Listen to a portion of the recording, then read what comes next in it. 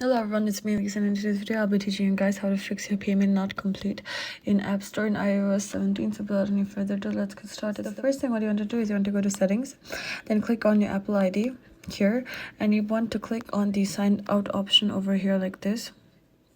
And you want to enter your Apple ID password and sign out, since signing out will help you to fix this problem, and then you can sign back in your Apple ID in order to fix the payment issues. The second thing what you want to do is you want to go to your payment and shipping here,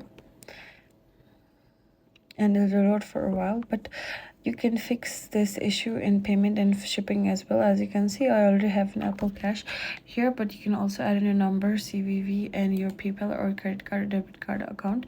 And so do these two methods, and I assure you that your payment method will be fixed. And if it's not fixed, then you can write your issues in your comment box below, and I'll be sure to help you out. This is me, Elise, signing out, and I'll see you in the next one. Thank you guys for watching this video.